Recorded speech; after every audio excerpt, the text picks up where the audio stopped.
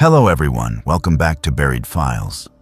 Tonight we bring you 7 of the most disturbing true horror stories ever to emerge from the quiet back roads and rain-soaked towns of the Pacific Northwest. These are not urban legends or exaggerated tales, but confessions and accounts rooted in the lives of people who called these shadowed valleys and isolated communities their home. The stories you will hear tonight come from individuals who believed their experiences would never be believed. And yet, each account is tangled with real names, local history, and unsettling details that only those who lived through them could share. Some of these encounters have left scars on entire communities. Some have resulted in investigations, and all have been pieced together from real witness testimony, public records, or never-before-heard confessions. From unsolved disappearances on snowbound highways to unnatural happenings in lonely cabins. These are the types of stories locals only whisper about when the rain is coming down hard and the fog erases the world outside. If authentic horror is what keeps you up at night, subscribe to Buried Files and ring the notification bell, because nothing we share here is rumor. These are the dark corners hiding in small towns you thought you knew. After you listen, share your own stories or theories in the comments below. Now, settle in as we open the files on the secrets the Pacific Northwest never wanted you to know. My name is Ryan, and what I am about to tell you happened during the summer of 2019 when I was 23 years old and working as a seasonal lighthouse keeper on Sentinel Rock, a small island off the southern coast of Oregon. I had dropped out of college the previous spring after my father passed away, and I needed to get away from everything and everyone I knew. When I saw the posting for a lighthouse keeper position that required living alone on an island for 3-month stretches, it felt like exactly what I needed. The pay was decent, the work was straightforward. Most importantly, there would be nobody around to ask me how I was doing or tell me that time heals all wounds. Sentinel Rock Lighthouse sits on a jagged piece of land about 4 miles off the coast, accessible only by boat when the weather permits. The island itself is less than 2 acres of rock, scrub grass and wind-bent trees that look like they are trying to crawl away from the ocean. The lighthouse has been automated since the 1980s. But the Coast Guard still maintains a keeper on site during the summer months to handle maintenance, monitor equipment, and serve as an emergency contact point for fishing vessels in the area. The job was simple enough. I would check the light mechanism twice daily, maintain the foghorn system, keep the solar panels clean, document weather conditions, and perform basic repairs as needed. A supply boat came every Thursday to drop off food, fuel, and mail.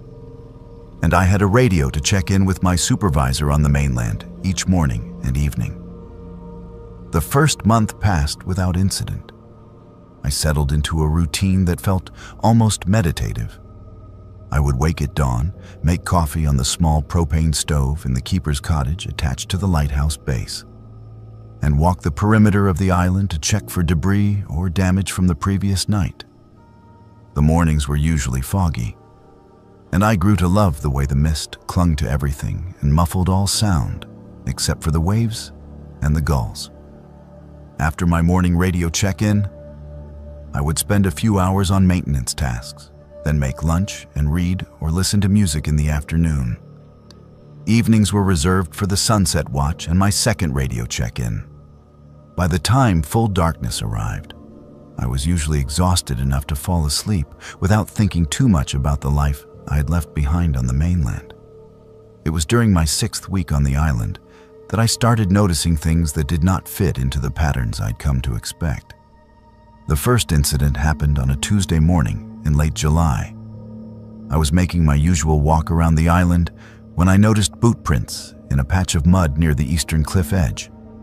They were not my prints.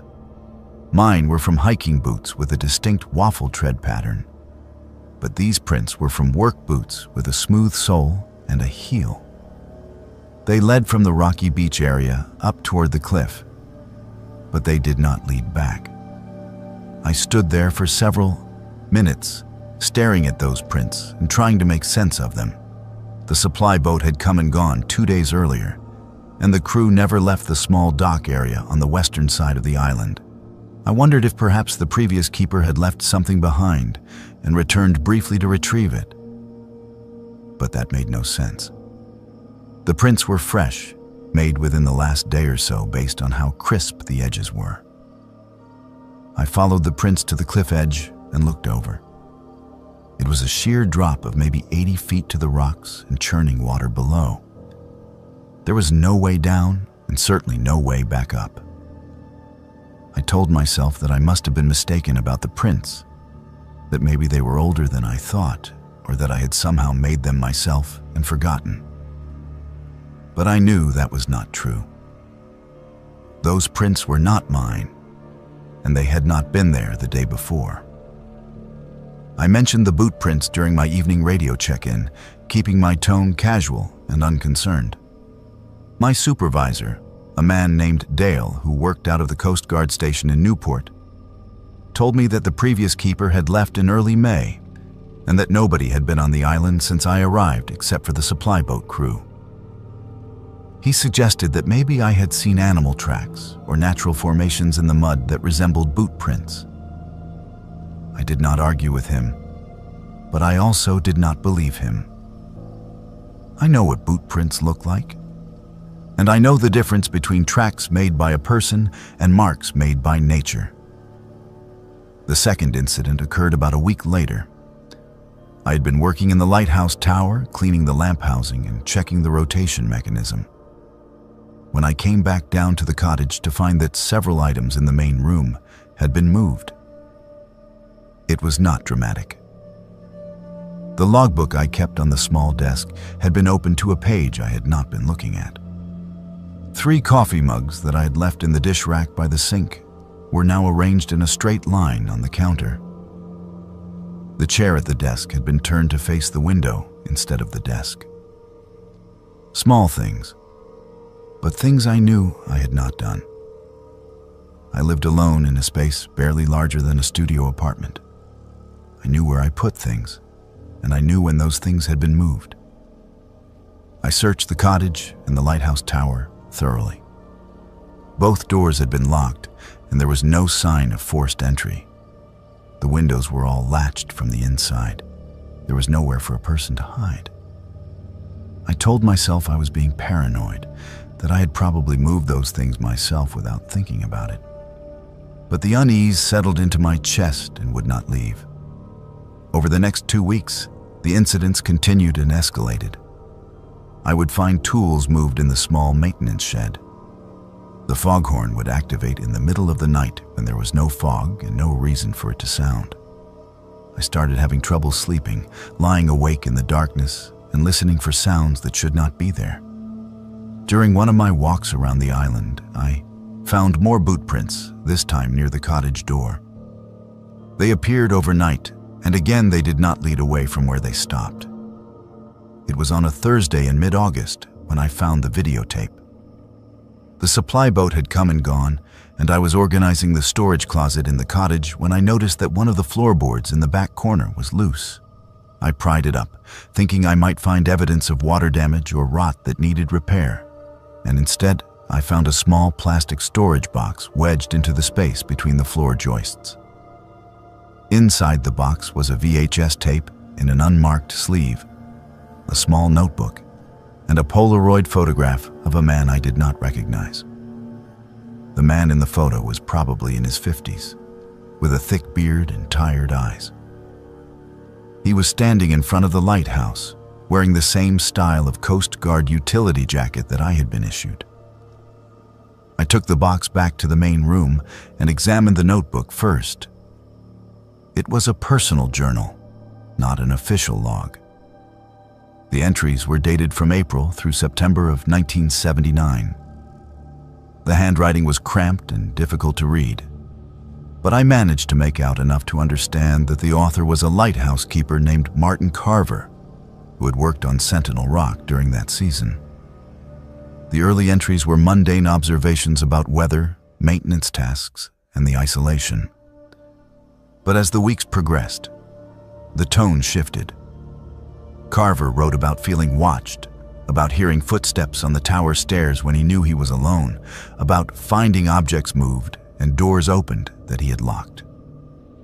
In the final entries, his handwriting became more erratic. He wrote about visitors who came at night when the fog was thick, about figures he could see moving outside the cottage windows, but who left no footprints in the daylight. The last entry was dated September 18th, 1979. It read, "They are here again tonight. I can hear them on the stairs. I do not think they are human. I do not think they want me here. If anyone finds this, do not stay on this island after dark. Do not watch the fog." My hands were shaking as I set the notebook aside and picked up the VHS tape. I did not have a way to play it on the island. There was no television, no VCR, nothing but the radio and my own battery-powered devices. But I knew I would not be able to let it go. I needed to see what was on that tape. The rest of that day passed in a blur of anxiety and anticipation. I completed my tasks mechanically, barely paying attention to what I was doing. During my evening radio check-in, I asked Dale if he knew anything about a keeper named Martin Carver, who had worked on Sentinel Rock in 1979. There was a long pause before Dale responded. He told me that Carver had been found dead at the base of the eastern cliffs in late September of that year. The official report had ruled it an accidental death, suggesting that Carver had lost his footing and fallen, but the report had been marked as inconclusive due to some unexplained circumstances. Dale did not elaborate on what those circumstances were, and I did not push him. But I could hear something in his voice, a hesitation that told me there was more to the story than he was willing to share over the radio. That night, I could not sleep. I lay in my bed in the small cottage bedroom, listening to the wind and the waves and the creaking of the lighthouse structure. Around 2 a.m, a thick fog rolled in from the ocean. I could hear the foghorn activate automatically, its low, mournful sound cutting through the darkness at regular intervals. And then I heard something else. Footsteps on the metal stairs of the lighthouse tower. Slow, deliberate footsteps climbing from the base toward the lamp room at the top. I sat up in bed, my heart hammering in my chest. I told myself it was the wind, or the structure settling, or some combination of normal sounds that my exhausted mind was interpreting as footsteps. But I knew better. I had lived on that island for 2 months. I knew every sound the lighthouse made, and this was not one of them. These were footsteps, and they were climbing the stairs. I grabbed the heavy flashlight I kept beside my bed and made my way to the door that connected the cottage to the lighthouse base. My hands were trembling so badly that I could barely turn the handle. The door opened into darkness. The footsteps had stopped, but I could feel something in that darkness, something that did not belong. I raised the flashlight and shone it up the spiral staircase. For a moment, I saw nothing. And then, perhaps 30 feet up the stairs, I saw them. Figures, multiple figures, standing motionless on the stairs. They were human-shaped, but there was something profoundly wrong about the way they stood, the way they held themselves. They did not move. They did not make a sound. They simply stood there in the beam of my flashlight, and I understood with absolute certainty that they were aware of me. I slammed the door shut and locked it. I dragged the desk across the floor and wedged it against the door. And then I went to the radio and called for emergency extraction. I told Dale that I needed off the island immediately, that I would not spend another night there under any circumstances. He tried to calm me down, tried to get me to explain what was happening, but I could not find the words. All I could say was that I needed off the island, and I needed off now. The Coast Guard sent a boat at first light. The fog had cleared by then, and when I opened the door to the lighthouse base and looked up the stairs, there was nothing there. No figures, no evidence that anyone or anything had been present. But I did not care. I grabbed my personal belongings, left everything else, and got on that boat without looking back. I never returned to Sentinel Rock. I turned in my resignation the same day I reached the mainland. Dale tried to convince me to reconsider, suggested that I had been suffering from isolation-induced stress or hallucinations brought on by lack of sleep. But I knew what I had seen, and I knew what Martin Carver had written in that journal. Whatever is on that island, whatever those things are that appear in the fog, they do not want people there. And I was not going to be the next keeper found dead at the bottom of those cliffs. I still have the VHS tape. I have never watched it, and I never will.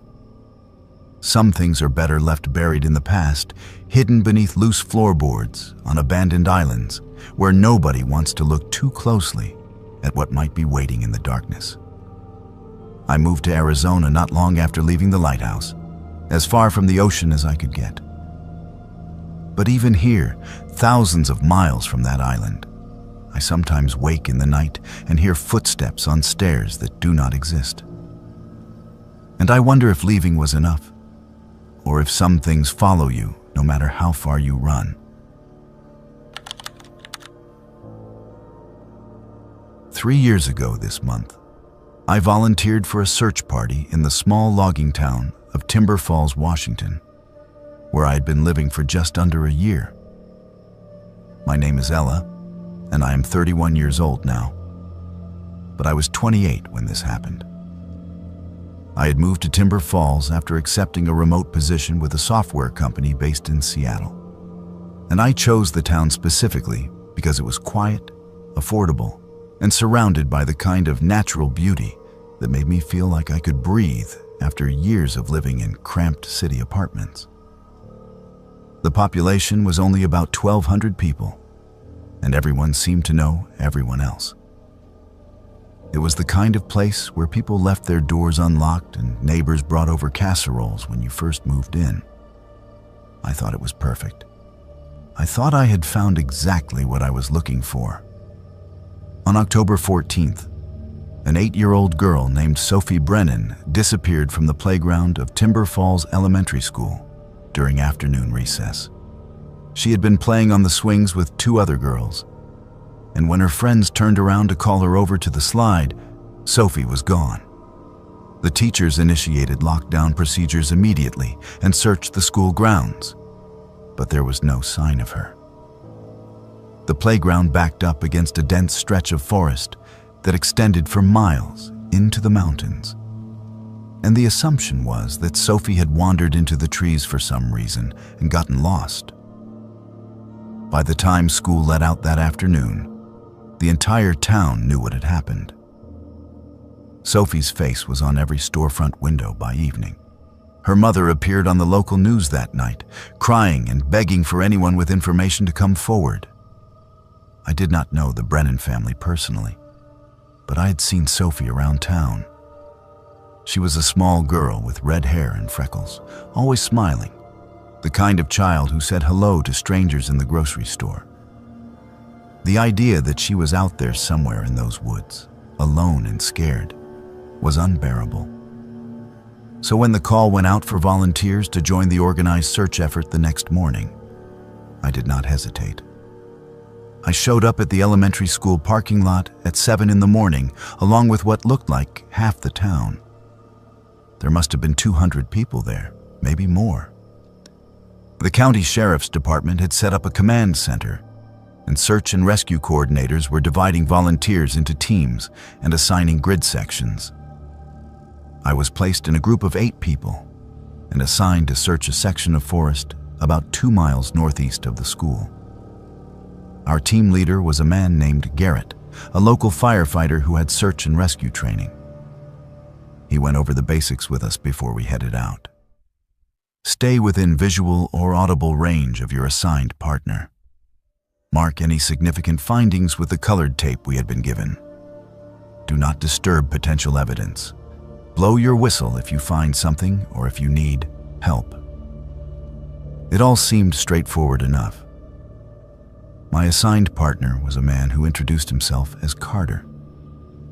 He was probably in his mid-30s, tall and lean, with the kind of weathered skin that comes from spending most of your life outdoors. He told me he worked at one of the lumber mills outside town and that he had lived in Timber Falls his entire life. He seemed friendly enough, maybe a little intense, but I attributed that to the situation. Everyone was on edge. Our section of the search grid started at a fire road and extended deep into old-growth forest, where the canopy was so thick that the ground beneath was perpetually dim and damp. We moved slowly, calling Sophie's name every few minutes and scanning the ground for any sign of disturbance or tracks. The other members of our team spread out in a line, each pair maintaining their assigned spacing. For the first hour, we found nothing. Just trees and ferns and the occasional startled deer. Carter barely spoke except to suggest we move in a particular direction or to point out areas that looked like they might be worth examining more closely. I noticed that he kept suggesting we push deeper into the forest, beyond the boundaries of our assigned grid. When I mentioned that we were supposed to stay within our section, he said that the grids were just guidelines and that we needed to cover as much ground as possible while we still had daylight.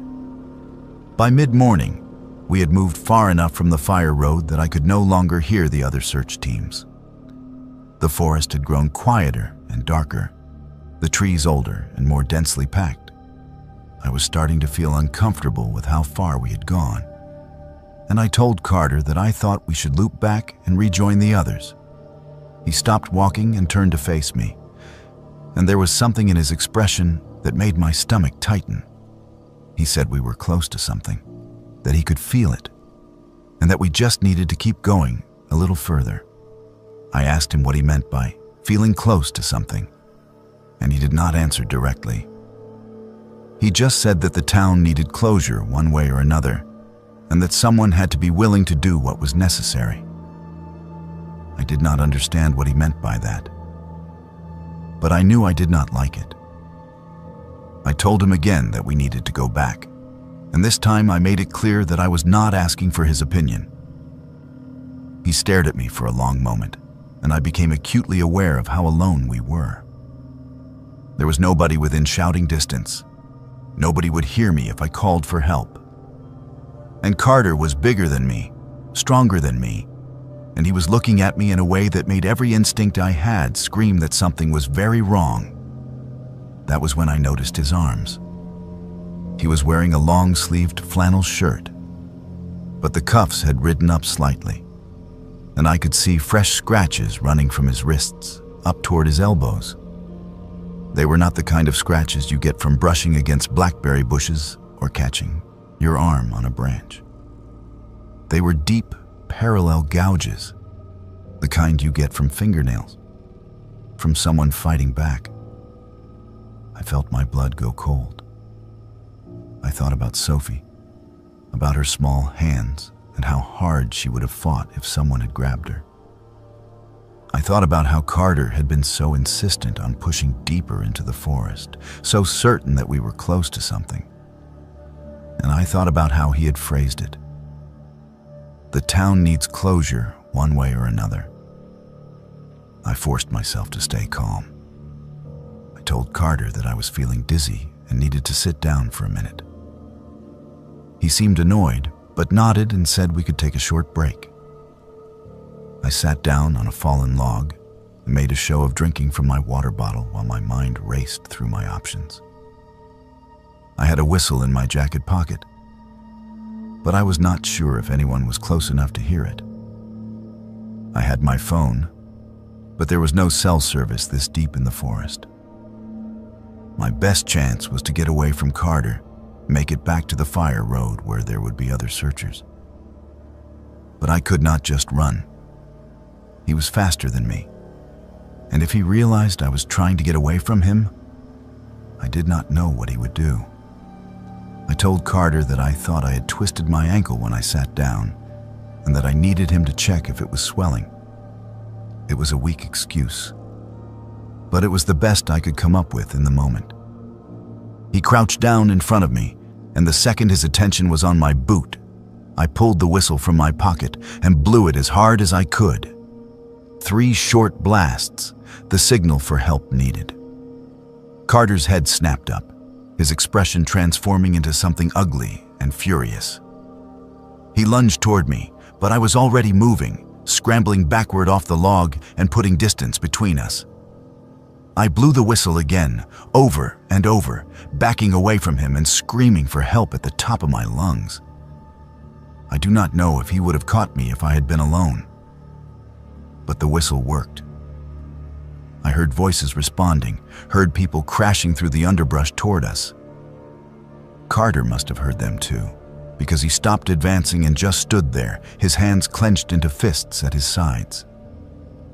Within minutes, Garrett and 2 other members of our search team broke through the trees. I was sobbing and shaking, barely able to explain what had happened. I pointed at Carter's arms, at the scratches, and I told them what he had said about closure and about being close to something. Garrett's expression changed immediately. He told one of the other volunteers to radio for law enforcement and told Carter not to move. Carter did not run. He did not try to explain himself. He just stood there with this blank expression on his face, like none of it mattered anymore.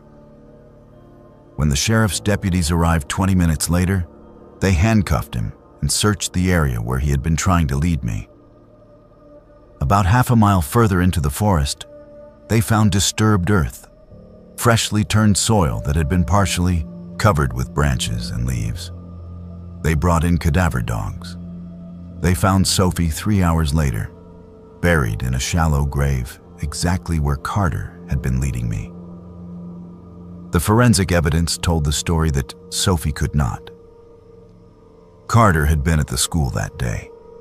He had no children of his own, no reason to be there. But nobody had questioned it because Timber Falls was a small town where people trusted their neighbors. He had grabbed Sophie during recess when none of the teachers were looking, dragged her into the woods, and killed her. The scratches on his arms were defensive wounds. She had fought him. An 8-year-old girl had fought for her life, and she had marked her killer in the process. But it had not been enough to save her.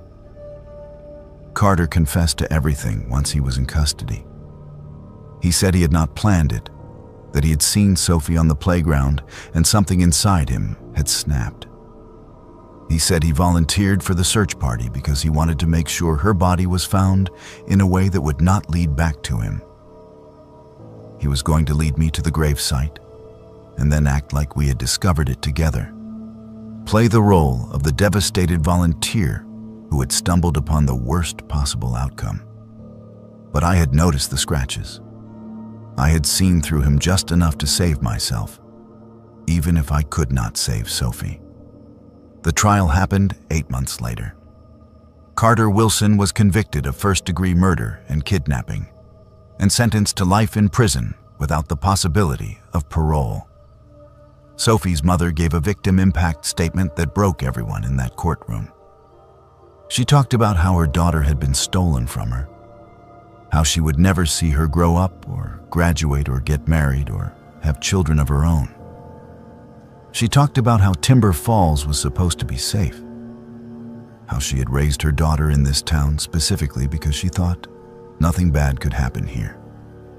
And then she looked directly at me and thanked me for blowing that whistle, for trusting my instincts, for doing what Sophie could not do for herself. I have never felt so sick with guilt in my entire life. I did not save Sophie. I saved myself. And that is something I have to live with every single day. I moved away from Timber Falls 6 months after the trial. I could not stay there anymore. Every street corner, every store, Every face reminded me of that day in the forest. People treated me like a hero, but I did not feel like one. I felt like a coward who had been too slow to understand what was happening until it was already too late. I still have nightmares about it. In my dreams, I am back in those woods, and I am following Carter deeper and deeper into the trees. And I never blow the whistle. I just keep walking until we reach that disturbed earth. And then I wake up gasping and crying and hating myself for not seeing it sooner. I do not volunteer for anything anymore. I keep to myself, stay away from small towns, and I do not trust easily. People say that I did everything right, that there was no way I could have known what Carter was planning until I saw those scratches on his arms. But they are wrong. I should have known. I should have felt it earlier. And maybe if I had, Sophie Brennan would still be alive. That is the truth I carry with me. That is the weight that never gets lighter. And that is why I will never forget the face of the man who smiled at me in that elementary school parking lot and asked if I wanted to be his search partner. I have worked as an audio engineer for 12 years, and in that time, I have digitized thousands of hours of old recordings. Vinyl records, cassette tapes, reel-to-reel masters, DAT tapes, everything you can imagine from the analog era that people want preserved in digital format. My name is Nora. I am 36 years old, and I live in Vancouver, British Columbia. Most of my work is boring but satisfying. Old wedding videos, corporate training films from the 1980s, demo recordings from bands that never made it big. I have heard it all, or at least I thought I had, until I was hired to work on the Riverside Sound Studio archive in the fall of 2022. Riverside Sound was a small recording studio that operated in a rural town called Maple Ridge, about an hour east of Vancouver, from 1974 until it closed suddenly in 1985. The building had sat empty for decades, slowly deteriorating, until a real estate developer bought the property with plans to renovate it into a boutique hotel. During the renovation, workers discovered the basement, which had been sealed off and forgotten. Inside were dozens of cardboard boxes filled with reel-to-reel tapes, session notes, and equipment. The developer contacted me through a mutual friend, explaining that he wanted the tapes cataloged and digitized before deciding what to do with them. He thought there might be some historical or archival value, and he was willing to pay well for a thorough job. I picked up the boxes on a Monday morning in October. There were 23 boxes in total, each one packed with unmarked or poorly labeled tapes. The developer gave me a key to the building so I could work on site if I wanted to see the space where the recordings had been made. But I declined. I prefer working in my own studio where I have my equipment set up exactly the way I need it. I loaded the boxes into my van and drove back to my workspace in East Vancouver, already planning how I would organize the project. The first week of work was exactly what I expected. I started with the tapes that had the most detailed labels, figuring those would be the easiest to catalog. There were recordings of local rock bands with names like The Voltage and Cascade, demo tracks that were rough but enthusiastic. There were commercial jingles for businesses that no longer existed, radio advertisements for car dealerships and furniture stores, even a few recordings of what sounded like high school choir performances. Nothing remarkable, but everything got the same treatment. I would play each tape, make notes about the content, date if available, and audio quality, then digitize it and save the file with proper metadata. It was methodical work, and I found it almost meditative. It was during the second week that I found the tape that changed everything. I had moved on to a box of tapes that had minimal labeling, most of them marked only with dates or numbers. One tape in particular caught my attention because unlike all the others, this one had a label that said Session 7. Do not in handwriting that looked hurried and angry. The letters were pressed so hard into the paper that they had torn through in places.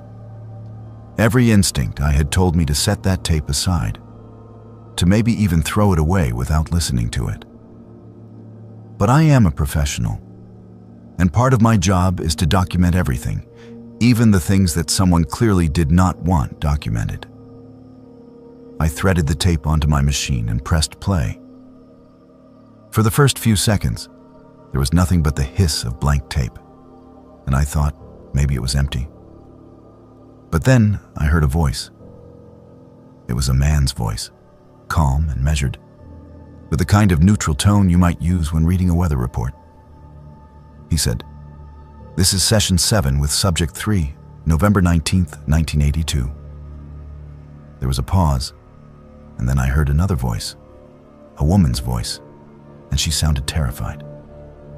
She said, "Please, I do not understand what you want from me."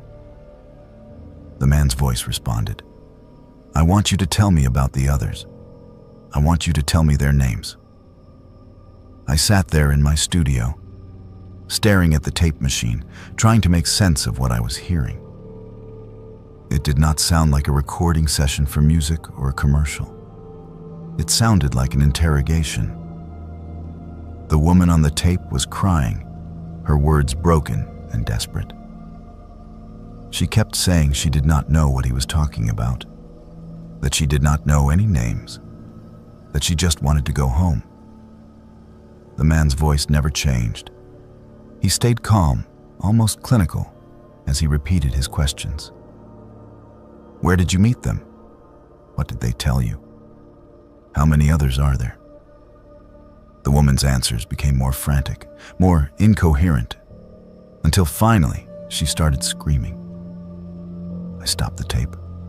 My hands were shaking, and I felt sick to my stomach. I sat there for several minutes, trying to decide what to do. Part of me wanted to destroy the tape, to pretend I had never heard it. But another part of me, the part that had spent 12 years documenting history, knew that I could not do that. If what I was hearing was real, if this was evidence of something terrible, then it needed to be turned over to the authorities. I took a deep breath and pressed play again. The tape continued for another 40 minutes. The man asked the same questions over and over, sometimes softly, sometimes with an edge of irritation in his voice. The woman's responses became weaker as the recording went on, her voice hoarse from screaming. At one point, she said a name. She said, "Jennifer." Her name was Jennifer. The man's voice brightened slightly, like a teacher pleased with a student's correct answer. He said, "Good, that is good. Now tell me about Diane." The woman said she did not know anyone named Diane, but the man insisted. He said, "You knew her. You all knew each other. That is how this works." Near the end of the tape, the woman stopped responding altogether. I could hear her breathing, ragged and shallow, but she did not speak. The man's voice continued, asking questions into the silence. And then, just before the tape ran out, he said something that made my blood run cold. He said, "I think that is enough for today. We will try again with the next one. There are always more." The tape hissed into silence, and I sat there staring at the machine, my mind trying to process what I had just heard.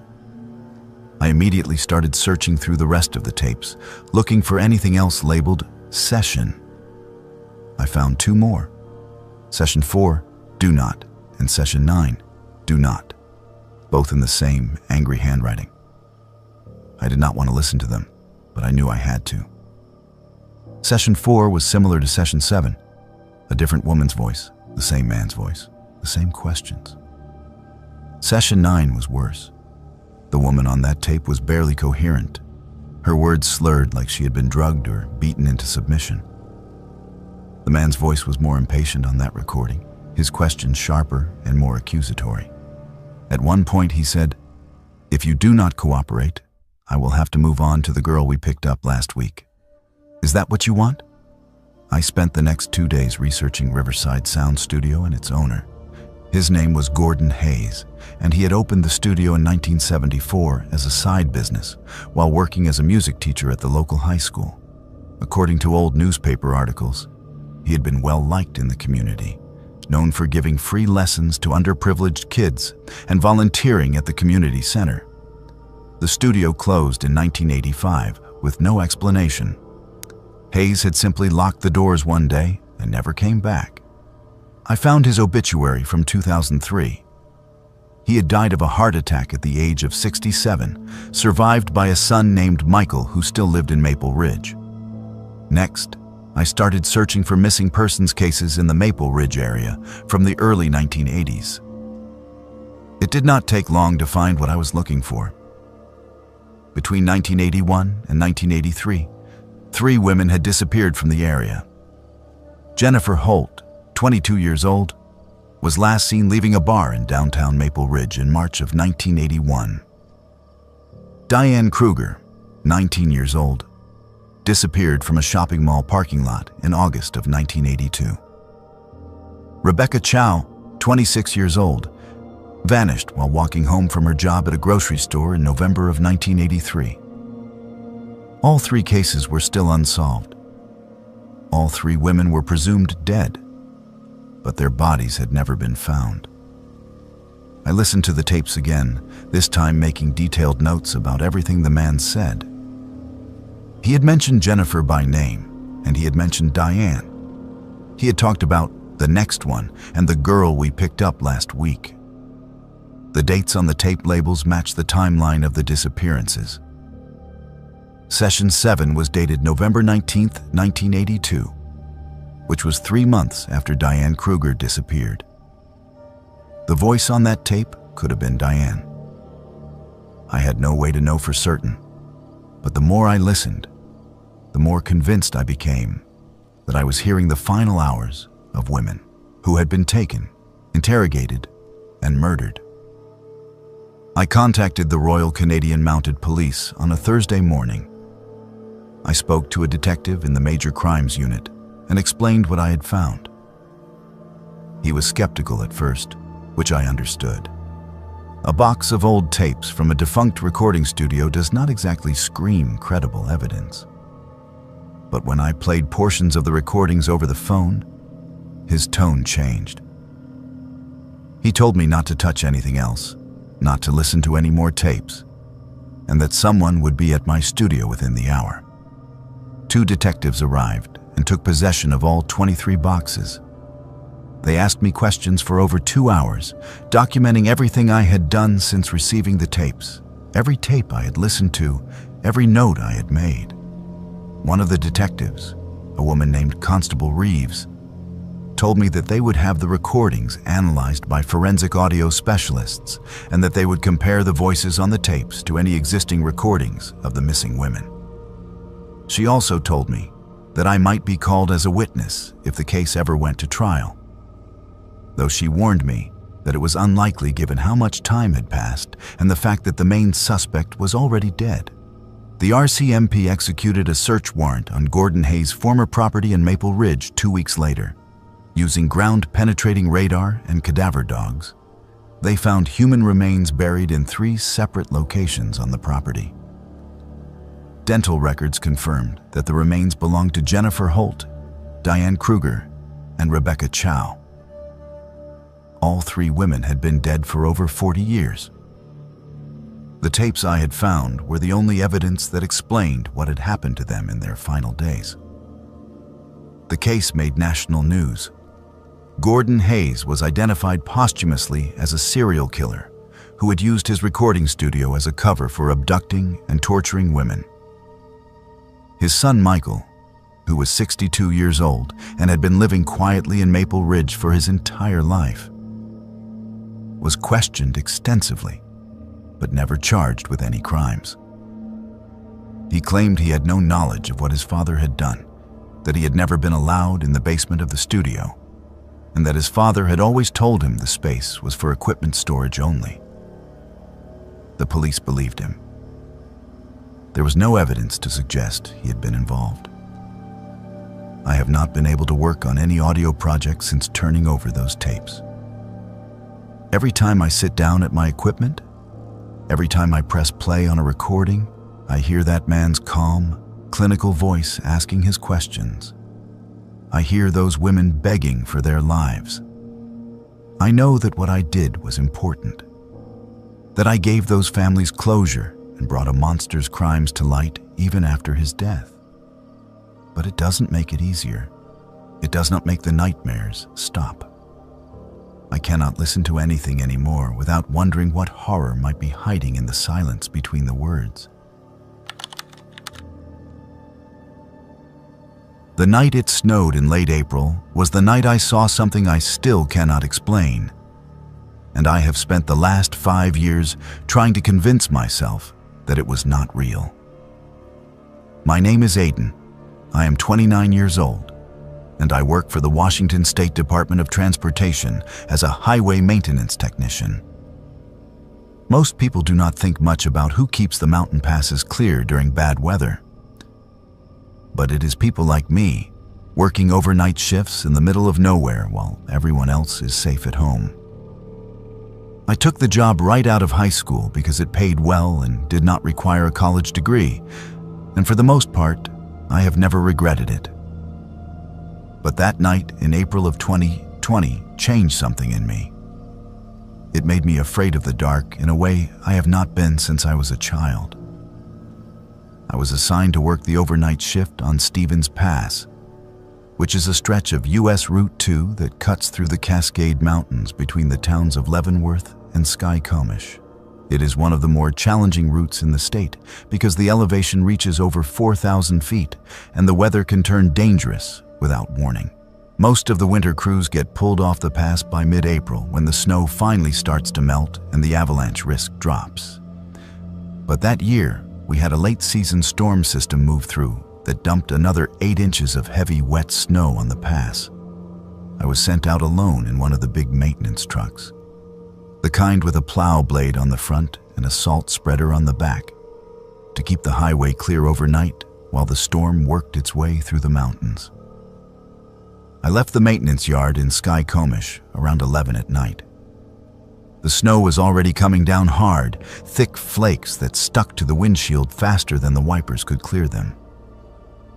I radioed dispatch to confirm that I was heading up the pass and that I would check in every 2 hours as required. The dispatcher, a woman named Rita, who had been working the overnight shift for as long as I had been with the department, told me to be safe and that she would have coffee waiting when I got back in the morning. I had done this route dozens of times before, and I was not worried. It was just snow, just another shift, just another night on the mountain. The highway was empty. No cars, no trucks, nothing but me and the snow and the darkness beyond the reach of my headlights. I worked my way up the pass slowly, dropping salt and scraping the snow off the pavement with the plow blade. The radio crackled with static occasionally, but otherwise, it was quiet.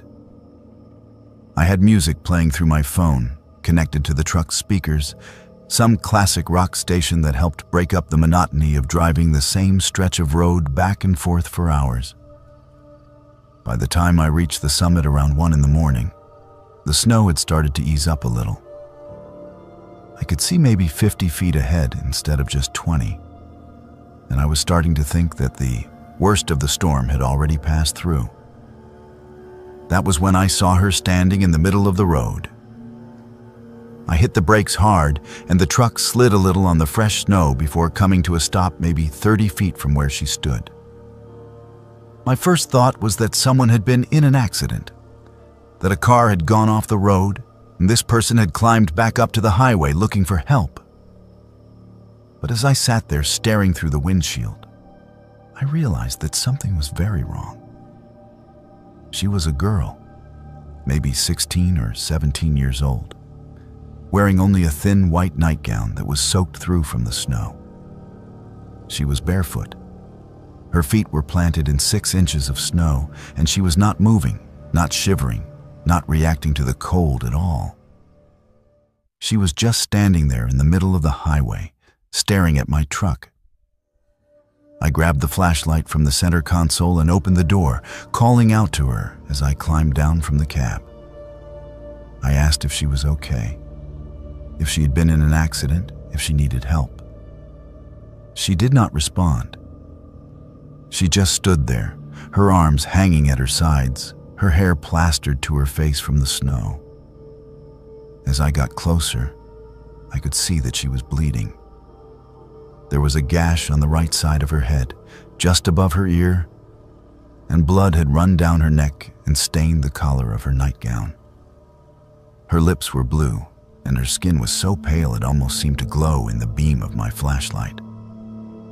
I told her that I was going to help her, that I needed her to come with me to the truck where it was warm. She did not move. I got within 10 feet of her and stopped, suddenly aware that her eyes were looking at me but not seeing me. They were unfocused, distant, like she was looking through me at something far away. I called out to her again, asking her name, asking where she had come from. Nothing. She just stood there in the snow, bleeding and silent. I made the decision to go back to the truck and grab a blanket. I thought maybe if I could wrap her up and get her warm, she would start responding. I turned around and walked back to the cab, moving quickly because I was starting to panic. This girl was going to die if I did not get her out of the cold. I climbed into the cab, grabbed the emergency blanket from behind the seat, and turned back around. She was gone. I stood there holding the blanket, staring at the empty highway where she had been standing just seconds before. The snow was falling steadily again, and there were no footprints leading away from the spot where she had been. There was nothing. Just the tire tracks from my truck and the line scraped clean by the plow blade. I called out into the darkness, asking where she had gone, asking if she could hear me. My voice sounded small and swallowed up by the snow and the wind. There was no response. I spent the next 20 minutes searching the area. I walked up and down the highway with my flashlight, looking for any sign of where she might have gone. I checked the shoulders, the tree line, anywhere she could have run to in the few seconds I had my back turned. There was nothing. No footprints, no blood trail, no indication that anyone had been there at all. I tried my radio to call dispatch, but all I got was static. The storm must have been interfering with the signal, or maybe I was too far up the pass for the radio to reach the towers. My cell phone had no service either. I was alone on that mountain with no way to contact anyone and no explanation for what I had just seen. I got back in the truck and sat there for a long time, trying to make sense of it. I told myself that maybe I had been hallucinating, that the isolation and the darkness and the long hours were playing tricks on my mind. But I knew what I had seen. That girl had been real. She had been standing in the middle of the highway, bleeding and barefoot in the snow. And then she had vanished like she had never been there at all. I finished my shift because I did not know what else to do. I drove back and forth along the pass, clearing snow and trying not to think about what I had seen. Every time my headlights swept across the road ahead, I expected to see her standing there again. But she was gone. By the time I made it back down to the maintenance yard in Sky Comish at 6 in the morning, the snow had stopped and the sun was starting to rise. Rita was waiting with coffee like she had promised, and she asked me how the shift had gone. I told her it was fine. I did not tell her about the girl. I went home and tried to sleep, but I could not stop thinking about it. I kept seeing her face, those unfocused eyes, the blood running down her neck. I got up around noon and turned on the local news, half expecting to see a report about a missing girl or a car accident on Stevens Pass. There was nothing. I checked the news websites, the police reports, everything I could think of. Nothing. It was like she had never existed. 2 days later, I was at the maintenance yard getting ready for another shift when one of the other guys, a veteran technician named Tom, mentioned that he had seen something on the news about a body being found near Stevens Pass. I asked him what he meant, and he pulled out his phone and showed me the article. A hiker had discovered human remains in a ravine about 3 miles off the highway, not far from the summit. The remains were identified as those of a 17-year-old girl named Paige Summers, who had been reported missing from her home in Leavenworth 2 days earlier. According to the medical examiner, she had died from exposure after fleeing her home in the middle of the night. Her family said she had been trying to escape an abusive situation. The estimated time of death was late evening on April 23rd, which was the night before I saw her on the highway. I read that article 3 times, and each time I felt sicker. The girl I had seen was already dead when I encountered her. She had been dead for over 24 hours, but I had seen her standing there in the snow, bleeding and barefoot, staring at me with those empty eyes. I do not believe in ghosts. I never have. I am a practical person who works with machines and follows procedures and does not put much stock in anything that cannot be explained with logic. But I cannot explain what I saw that night. I cannot explain how a dead girl appeared in the middle of a highway and then vanished without leaving a trace. I still work for the Department of Transportation. I still do overnight shifts on the mountain passes. But I do not drive Stevens Pass anymore. I requested a transfer to a different route, and my supervisor approved it without asking questions. I think he could tell that something had changed in me, that I was not the same person who used to joke around in the break room and volunteer for the worst shifts. I do not talk about what I saw that night. People would think I was crazy, or that I made it up, or that I was looking for attention. But I know what I saw. I saw Paige Summers standing in the snow, and I think she was trying to tell me something. I think she was trying to show me what had happened to her, to make sure someone knew that she had not just disappeared. She had died alone and afraid. And maybe she needed someone to witness that. Even if it was just a highway maintenance worker who could not do anything to help her. I think about her all the time. I wonder if she is still out there on that pass, standing in the snow and waiting for someone to see her. I wonder if I was the only one, or if other drivers have seen her too and were too afraid to say anything. I wonder if she found peace, or if she is trapped there forever, reliving the last moments of her life over and over again. I do not have answers to any of those questions. All I have is the memory of her face and the knowledge that there are things in this world that cannot be explained. Things that happen in the darkness when you are alone and far from help.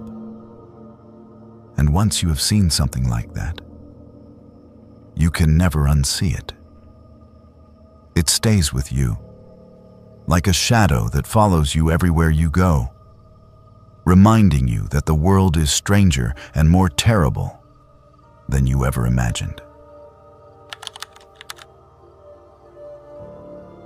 As part of my graduate thesis on Pacific Northwest settler history and its impact on indigenous populations, I was granted access to the Historical Society archives in the small coastal town of Fern Harbor, Oregon, in the summer of 2021. My name is Claire. I am 33 years old now, and I hold a master's degree in American history from Portland State University. What I discovered during my 3 months of research in that town fundamentally changed not only my thesis, but my entire understanding of how communities protect themselves from the truth. This is a story about silence, about collective amnesia, and about the horrors that people will bury when confronting them becomes too painful. Fern Harbor is a town of approximately 800 people situated on a rocky stretch of coastline about 90 miles south of Portland. It was founded in 1847 by Euro-American settlers who established a fishing and timber economy that persists to this day. The town has that postcard-perfect quality that attracts tourists during the summer months. Victorian houses painted in cheerful colors, a main street lined with antique shops and cafes, a harbor filled with working fishing boats that provide authenticity to the quaint facade. I chose Fern Harbor specifically because preliminary research suggested that the area had a significant indigenous population prior to settler arrival. And I wanted to document what happened to those communities during the colonial period. The Fern Harbor Historical Society operates out of a converted church building on the edge of town. It houses an extensive collection of documents, photographs, personal papers, and artifacts dating back to the town's founding. When I first contacted the society to request access for my research, I was greeted warmly by the president, a woman in her late 70s named Margaret Caldwell. Margaret had lived in Fern Harbor her entire life, as had her parents and grandparents before her. She seemed genuinely excited about my project and told me that the Historical Society was always happy to support academic research. She gave me a key to the archive room and told me I could work there during regular business hours, which were Tuesday through Saturday from 10 in the morning until 4 in the afternoon. The first 2 weeks of research proceeded exactly as I had expected. I worked my way through boxes of documents systematically, starting with the earliest records and moving forward chronologically. I found land deeds, census records, business ledgers, personal diaries, and correspondence that painted a detailed picture of the town's early years. There were occasional references to the indigenous people who had lived in the area, mostly dismissive or patronizing comments about the local Indians who fished in the harbor or traded with the settlers. But there was surprisingly little documentation of what happened to those communities once the settlers arrived in significant numbers. It was as if the indigenous population had simply vanished from the historical record sometime in the late 1800s, which I knew from experience was not unusual. Settler records often erased indigenous presence either deliberately or through neglect. It was during my third week that I began to notice gaps in the archive that seemed intentional rather than accidental. The collection had excellent documentation for the 1840s, 1850s, 1870s, and beyond. But there was almost nothing from the 1860s. A few scattered business receipts, a couple of letters, but none of the detailed diary entries, newspaper clippings, or official records that I had found for every other decade. When I asked Margaret about it, she smiled in that friendly way she always did and told me that those years were just not well documented, that perhaps there had been a fire or flood that destroyed the records. It was a plausible explanation, but something about the way she said it made me suspicious. Her tone was too casual, too practiced, like she had given that explanation many times before. I started paying closer attention to what was missing rather than what was present. I noticed that several boxes had labels indicating they should contain materials from the 1860s. But when I opened them, they were either empty or filled with documents from different decades that had clearly been placed there recently. I found references in letters from the 1870s to events that had occurred during the difficult years or when the school was operating, but no explanation of what those references meant. It was like trying to read a book with entire chapters torn out, and the remaining text carefully edited to avoid mentioning what had been removed. The breakthrough came by accident. I was looking through a box labeled Photographs Miscellaneous 1900-1920 when I found a small envelope that had been tucked into the wrong box.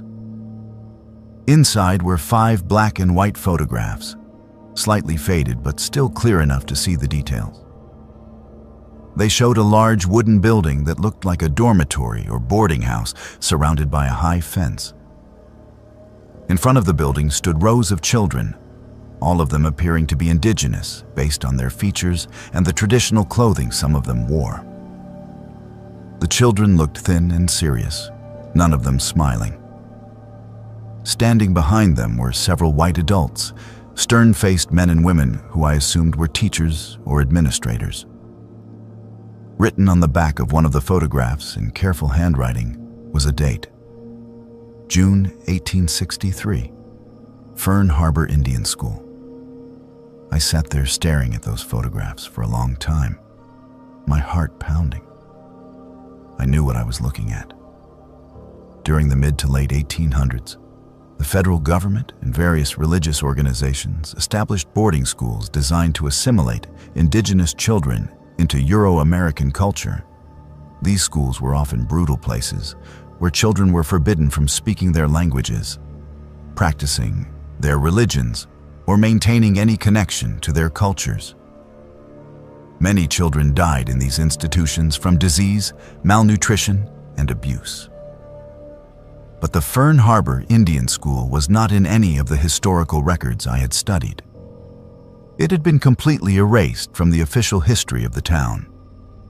I continued searching and found more evidence hidden in unlikely places.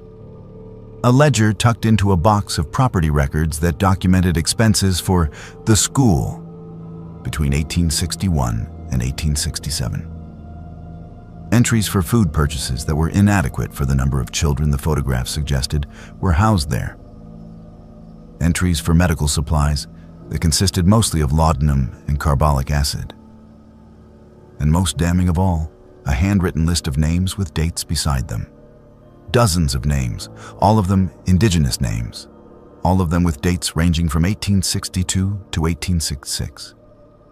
Next to each name was a single word indicating cause of death: fever, consumption, influenza, accident.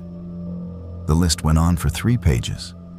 I counted 47 names total, all children based on the ages noted beside their names. The youngest was 4 years old. The oldest was 15. I made copies of everything I found and then went looking for Margaret. I found her in the main office, filing paperwork and humming softly to herself. When I showed her the photographs and asked her about the Fern Harbor Indian School, the expression on her face changed completely. The friendly warmth disappeared, replaced by something hard and defensive. She told me those photographs should not have been in the collection, that they were supposed to have been removed years ago. I asked her why, and she did not answer immediately. She just sat down heavily in her chair and stared at me with this look of profound sadness, mixed with something that might have been shame. She finally told me that everyone in Fern Harbor knew about the school, or at least the older families did. It had been run by a committee of prominent townspeople with funding from the Federal Bureau of Indian Affairs.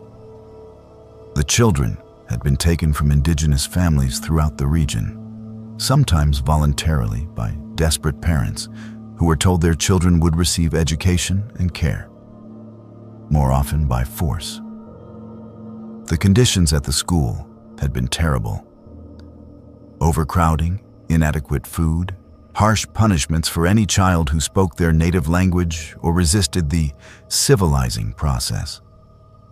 Disease had swept through the school multiple times, and dozens of children had died.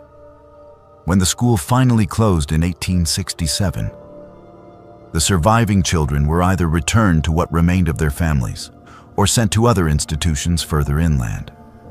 Margaret explained that sometime in the early 1900s, the town had collectively decided to erase the school from the historical record. The building had been torn down and the lumber used for other construction projects.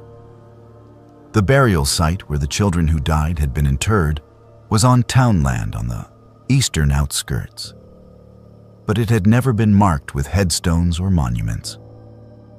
Instead, it had been allowed to become overgrown and forgotten. Documents relating to the school were systematically removed from the archives. The few photographs that existed were supposed to have been destroyed, but apparently someone had hidden them instead. The town had chosen to forget, to pretend that the school had never existed, because acknowledging what had happened there meant acknowledging the complicity of the founding families whose descendants still lived in Fern Harbor. I asked Margaret why she was telling me this now, why she did not just deny everything and tell me the photographs were forgeries or mistakes. She said she was tired of lying, tired of protecting a secret that should never have been kept in the first place. She was the president of the Historical Society, and she had a responsibility to preserve history, not erase it. But she also told me that if I chose to include this information in my thesis or publish it in any way, I would face resistance from the town. There were people in Fern Harbor who still believed that the past should stay buried, that bringing up old horrors served no purpose except to create guilt and division. I left Fern Harbor 2 weeks later with copies of every document and photograph I had found. I contacted indigenous advocacy organizations and cultural preservation groups to inform them of what I had discovered. I also contacted the Oregon State Historic Preservation Office and provided them with the location of the unmarked burial site. Within 3 months, a team had been sent to Fern Harbor to conduct ground-penetrating radar surveys of the site. They confirmed the presence of human remains consistent with the number of deaths documented in the ledger I had found. The remains were those of children, some as young as 3 or 4 years old based on skeletal analysis. The discovery made regional news, though it did not receive the national attention that similar findings at boarding schools in other states had garnered. The town of Fern Harbor was forced to acknowledge what had happened, though many residents were angry about what they saw as an attack on their community's reputation. A memorial was eventually erected at the burial site, and representatives from the indigenous nations whose children had been taken to the school performed ceremonies to honor the dead. Margaret Caldwell stepped down as president of the Historical Society shortly after the story became public. I heard from mutual contacts that she received threats and harassment from some town members who blamed her for bringing shame to Fern Harbor. I completed my thesis and received my degree, but the experience changed me in ways I am still processing. I learned that history is not just about what is recorded, but about what is deliberately hidden. I learned that entire communities can agree to forget atrocities when remembering becomes uncomfortable, too threatening to the narratives they have built about themselves. And I learned that sometimes the most important work a historian can do is not discovering new information, but uncovering the information that someone worked very hard to destroy. I think about those children often. I think about their names, carefully written in a ledger by someone who saw them only as entries to be documented and filed away. I think about their faces in those photographs, solemn and afraid, staring into a camera held by people who had taken everything from them. I think about how they died far from their families, buried in unmarked graves, and then forgotten by a town that benefited from erasing their existence. And I think about how many other towns across this country have similar secrets, similar erasures, similar graves that have been allowed to disappear beneath time and silence. That is the real horror.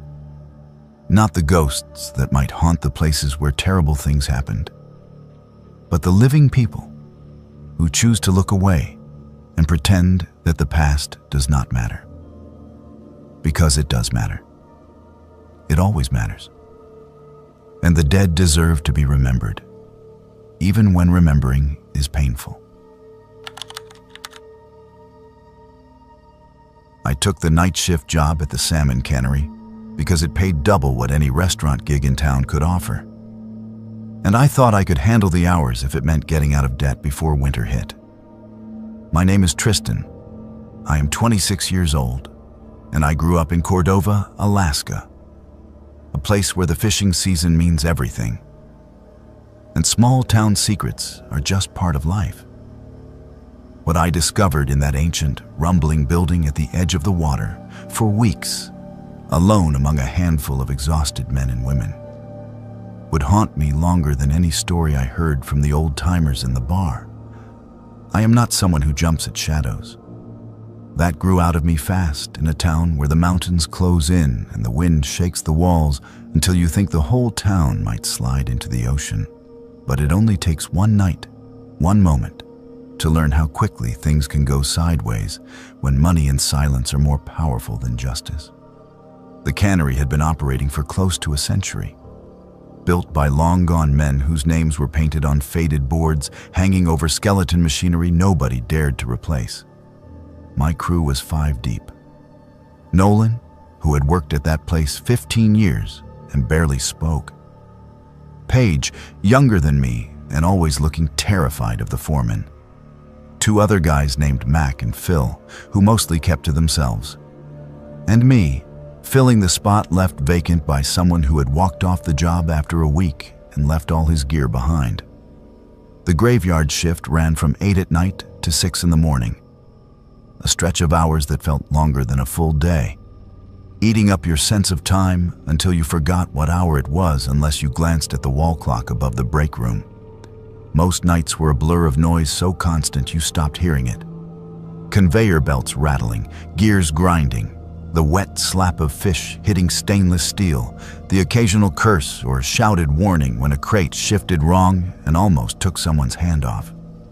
You learned quick that half the rules posted on the wall would only slow you down. The other half kept you breathing. The accidents were known but rarely talked about. Everyone heard stories. Losing a finger, lacerating an arm, a man crushed under a pallet during a botched forklift job. If anyone asked about complaints or legal trouble, the foreman would snarl and remind you that in a place this small, you either worked here or you starved. The older guys like Nolan kept their heads down and did not say much to anyone except the foreman, who favored them with a nod and first pick of the overtime. Paige had only been working 2 weeks when it happened. We had just hit midnight, the machinery slick with water and fish oil, the smell of metal biting through everything else. I was monitoring the packing line when Paige screamed. I looked over to see her hand caught between a shifting conveyor and the heavy steel gear where the conveyor belt looped back under the sorting table. The sound, high, desperate, unmistakable, was drowned out almost immediately by the rest of the line. But I saw Nolan react before I could move, slamming the emergency stop so hard he cracked the plastic casing. Everything shut down except Paige's screaming. Her hand was mangled but not severed, blood already pooling beneath the conveyor. The foreman barreled over, yelling at Nolan and me to back off, snapping at Paige to hold tight, don't move. Voice so gruff, it sounded like anger. For a split second, I thought he was about to call an ambulance, or at least move to help Paige. Instead, he told Mac to take her to the supervisor's office and call the owner on the emergency number, not 911. Paige kept up a steady whimper as Mac guided her out, hand wrapped in bloody towels. The next hour was a frozen, miserable haze. Work stopped. Nolan sat with his head in his hands. Phil paced nervously, checking the loading docks every few minutes, and I just stood there waiting for the sirens that never came. The owner showed up quickly, too quickly for someone living outside town, and headed straight into the office where Paige was waiting. Paige had stopped crying by then, her face so pale I thought she might faint. The owner spent 30 minutes behind closed doors with her. Nobody else was called in. No paramedics, no police, just the owner, the supervisor, and a girl whose hand looked broken in 3 places. When they finally emerged, Paige was quieter, her eyes downcast. The owner put her in his truck and drove off toward the outskirts of town, leaving Mac and Nolan looking as uneasy as I felt. The foreman announced Paige had quit and that someone else would take her place tomorrow. The machinery was fixed and cleaned by dawn, and when the morning crew came in, there was no sign anything had happened except a single blood-stained towel stuffed in the trash. It stuck with me. How quickly Paige vanished. How fast everything returned to normal. I tried to find out where she'd gone, but her phone went straight to voicemail, and her apartment was dark when I passed by. The supervisor shrugged it off, said the owner had taken care of her, and that was all anyone wanted to know. It was Nolan who finally gave me a clue. He was silent for days after the accident, but caught me outside having a smoke later that week. He stared out at the distant line of mountains and said quietly, "Third one in 6 years. Each time they pay him to leave." I pressed him, but his face stayed blank. It was only when I said Paige's name that he grimaced and muttered, "Every year someone gets hurt. Some take the cash, never come back." The owner's money, it turned out, was legendary among the old hands. Legal trouble threatened the cannery if anyone went to the hospital or tried to file a complaint. So instead of allowing police or OSHA investigations, injured workers were paid off under the table and sent out of town. The owner kept the payouts quiet. Nobody talked about it openly, but everyone knew. You got hurt, you got bought off, and you disappeared. Just another face in a town where silence was worth more than a paycheck. I could not let it go. Every shift, I asked quietly about Paige.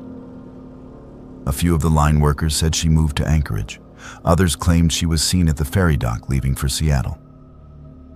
The supervisor grew hostile, warning me to stop asking questions unless I wanted to join her. Nolan looked exhausted and hollow, offering nothing more than, "Just keep working, young man. Do not get in the way." Eventually, I found old news reports about injuries at the cannery. 2 workers had been terminated following mysterious accidents over the past decade, each receiving a lump sum paid by the owner. There had never been a lawsuit, never an OSHA fine, never any police investigation. The record stopped there. In a town so small, where the cannery paid for the school lights and kept the fishing boats fueled, it seemed nobody wanted trouble. I tried to speak with Paige directly by tracking a bank transfer made to her old account, but she had closed it after a deposit of $15,000. $15,000 was enough to leave fast, but not enough to start over.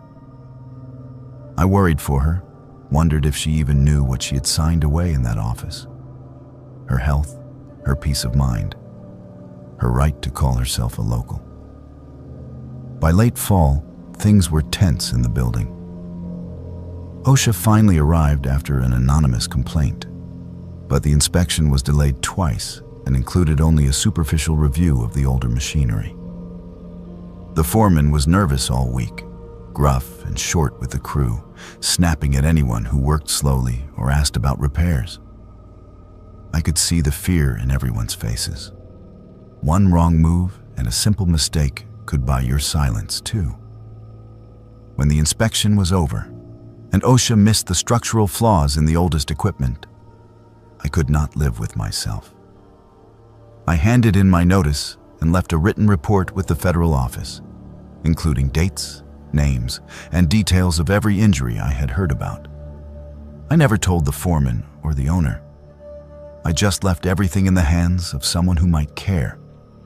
The cannery shut down 2 months later. Word spread fast. OSHA had found dozens of violations on a surprise second inspection after complaints from a hospital nurse forced a deeper review. The owner was charged with multiple counts of negligence. People talked in whispers, afraid that the school would close or that the lights would go dark in town. But slowly the truth came out. A pattern of payoffs, of hurt men and women leaving with scars and money, and a town that had looked away each time it happened. I saw Nolan once after that, working a different job by the docks, older and slower, but finally unafraid. He nodded to me as I passed, and I wondered if he too had finally left behind the fear and guilt that grew from working in a place where wounds were traded for silence. As winter came on, I tried not to think of Paige, or of the others who vanished from town with money but without justice. I knew the owner would get a lawyer and might never see the inside of a cell. I knew the town would struggle without the cannery, and I knew that some people still blamed me and Nolan and anyone else who refused to play along. But truth is heavier than guilt, and when you open a wound that has been covered too long, the blood tells its own story. Workers who had stayed silent for years began to speak. They told of being paid off, of hands mangled and days spent in pain, afraid to cause trouble. They talked of the foreman's threats and the owner's payroll. They talked of leaving home, families broken, and futures lost. Paige's story was only one among many, but she was the one I could not forget. I still live in Cordova, working odd jobs and telling myself that if another factory or fishing operation opens, I will not be part of it unless I know the rules are different. The darkness in those long graveyard shifts was not just a matter of missed sunlight, but a shadow cast by every time someone chose hush money over a fellow worker's safety. Small towns are supposed to take care of their own, but some wounds fester in silence until the truth is forced to the surface. I cannot say for sure what happened to Paige. Maybe she made it somewhere better. Maybe she struggles with the same nightmares I do. What I do know is that towns like Cordova exist all over, hiding horror behind hard work and fishing money, convincing themselves that their secrets are safe so long as nobody says the words. But secrets rot what they touch, and the wounds left behind are always deeper than anyone is willing to admit. So if you ever find yourself in a place where everyone knows what happened, but nobody speaks aloud, remember what gets buried: memories, pain, truth, and the chance for justice. The factory gates may close, the money may run out, and strangers may come to investigate, but the damage done by silence never disappears. It lingers, waiting for someone to call it by its name. Every summer since I was 19, I have worked as a backcountry ranger for the United States Forest Service in the North Cascades of Washington State. My name is Haley. I am 31 years old now, and I have seen things in those mountains that most people would dismiss as impossible or ridiculous if I told them out loud. The work is hard and lonely, but I have always loved the isolation, the way the wilderness strips everything down to what matters. You learn to trust your instincts out there because sometimes your instincts are the only thing keeping you alive. What happened during my rotation at the Granite Ridge cabin in the summer of 2019 taught me that there are places in this world where humans are not welcome, where we are being watched by things that do not want us there, and where ignoring the warnings can cost you everything. The North Cascades are some of the most remote and rugged terrain in the continental United States. Jagged peaks, dense forests, glaciers that carve through valleys, and miles upon miles of wilderness where you can hike for days without seeing another person. The Forest Service maintains a network of backcountry cabins for rangers who patrol these areas during the summer months, checking trails, monitoring wildlife, and providing emergency assistance to hikers who get themselves into trouble.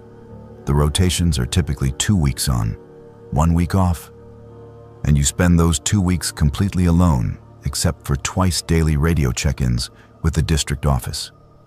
Granite Ridge Cabin sits at the end of a 12-mile trail that climbs through old growth forest and alpine meadows before terminating at a small clearing overlooking a glacial lake.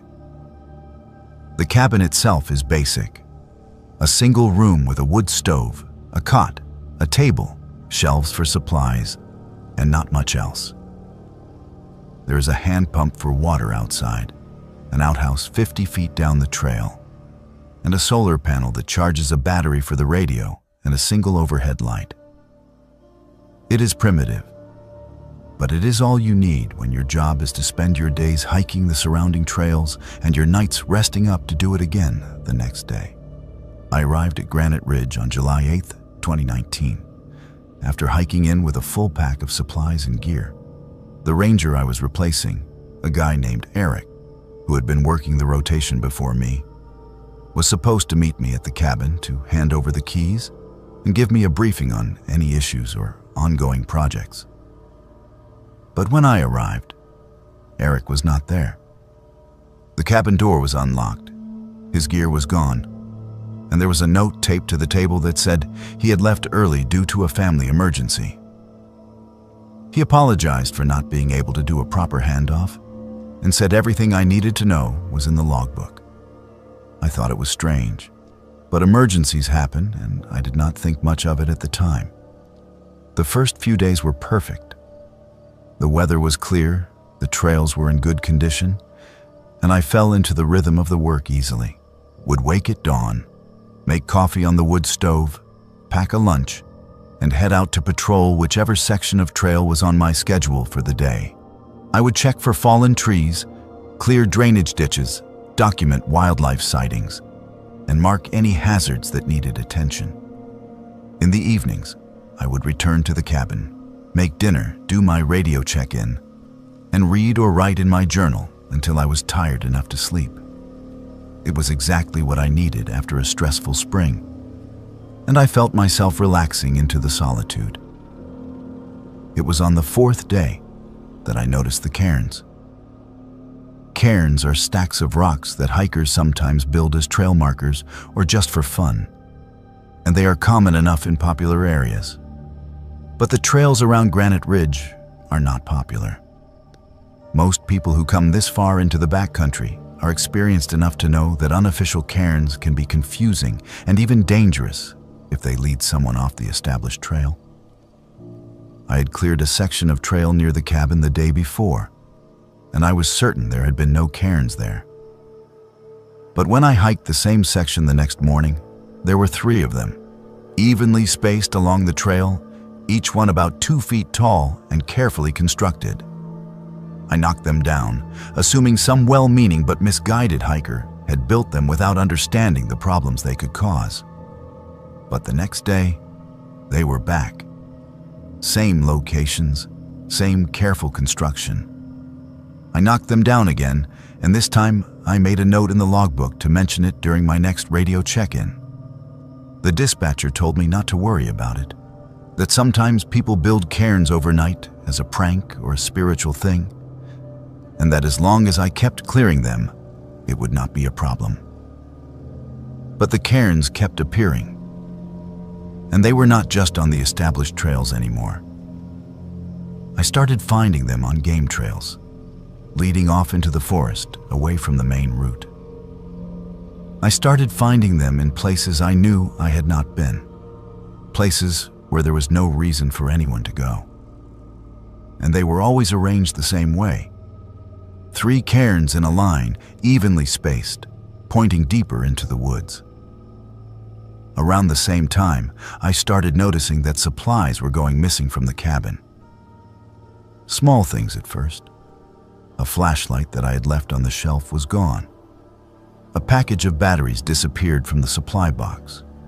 Food started vanishing from my pack, even though I always kept it sealed and stored properly to avoid attracting animals.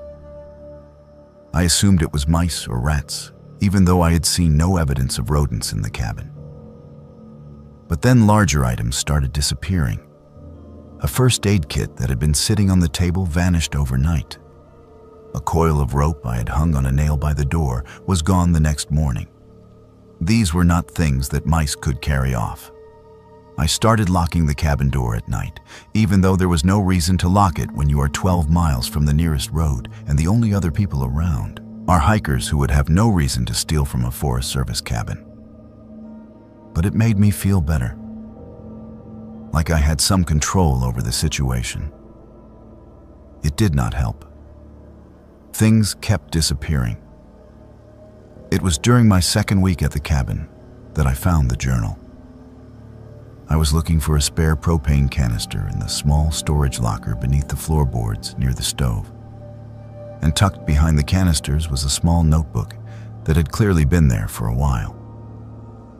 The cover was water-stained and the pages were brittle, but the handwriting inside was still legible. It was Eric's journal, the ranger who had been there before me. The entries dated back 3 weeks, and they documented the same things I had been experiencing. Cairns appearing on the trails, supplies going missing, a growing sense that something was wrong. The final entries were more disturbing. Eric wrote about hearing footsteps on the roof of the cabin at night, slow and deliberate, like someone pacing back and forth. He wrote about seeing figures moving through the trees at dusk, human-shaped but moving in ways that did not seem right. He wrote about feeling watched every time he left the cabin, like there were eyes following him from the forest. The last entry was dated the day before I arrived, and it was short. They do not want us here. I am leaving tonight. Do not stay. I sat there on the floor of the cabin, holding Eric's journal and trying to decide what to do. Part of me wanted to pack up immediately and hike out, to follow Eric's warning and get as far away from Granite Ridge as I could. But another part of me, the stubborn part that had always pushed me to prove myself in this job, refused to be scared off by some missing supplies and a cryptic journal entry. I told myself Eric had been stressed, that isolation can do strange things to your mind, and that I was not going to abandon my post based on the paranoid ramblings of someone who had clearly been struggling. That decision almost cost me my life. That night, I woke to the sound of footsteps on the roof. Slow, rhythmic, deliberate. Not the scrabbling of an animal, but the measured pace of something walking back and forth above me. I lay in my cot, frozen, listening to those footsteps move from one end of the cabin to the other and back again. It went on for hours. I did not move, did not make a sound. I barely allowed myself to breathe. And then, just before dawn, the footsteps stopped. I heard a soft thump as something jumped down from the roof, and then silence. I got up and looked out the window. The clearing around the cabin was empty, but at the edge of the tree line, I saw them.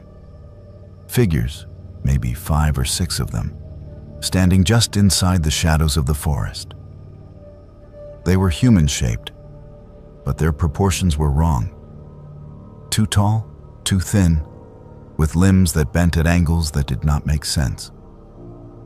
They stood completely still, and even though I could not see their faces in the darkness, I knew they were looking at me, watching me. I backed away from the window and grabbed the radio. I did not wait for the scheduled check-in time.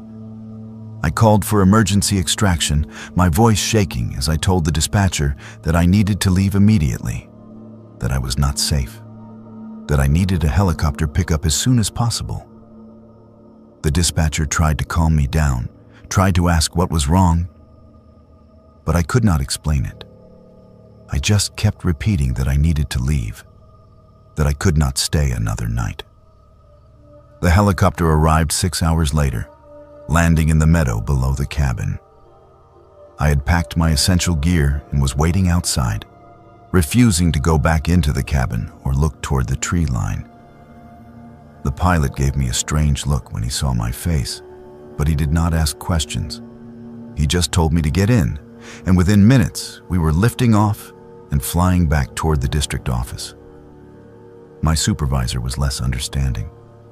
He wanted to know what had happened, why I had called for emergency extraction, What emergency had justified the expense of a helicopter when I could have just hiked out? I tried to explain, but I could hear how it sounded. Footsteps on the roof, figures in the forest, missing supplies. It sounded like I had cracked under the isolation, like I had let my imagination run wild. He told me to take the rest of the summer off, that we would discuss my future with the Forest Service when I was feeling more stable. I did not argue. I just wanted to be away from those mountains, away from that cabin, away from whatever those things were that had been watching me. But before I left the office, I asked about Eric, the ranger who had been at Granite Ridge before me. My supervisor's expression changed. He told me Eric had requested a transfer to a different district immediately after finishing his rotation. When I asked why, my supervisor hesitated before admitting that Eric had reported similar experiences. Unexplained occurrences, a sense of being watched, increasing paranoia. The Forest Service had chalked it up to isolation stress and granted the transfer without asking too many questions. I did some research after that. I talked to other rangers who had worked in the North Cascades, and I learned that Granite Ridge had a reputation. Multiple rangers over the years had requested early extraction or transfers after working that cabin. Nobody talked about it openly, but everyone knew. There was something wrong with that place, something that did not want people there. I also reached out to a cultural liaison from the Sauk-Suiattle tribe, whose traditional territory includes the North Cascades. When I mentioned Granite Ridge, she nodded slowly and told me that the area around that cabin had always been considered a boundary, a place where the human world ends and something else begins.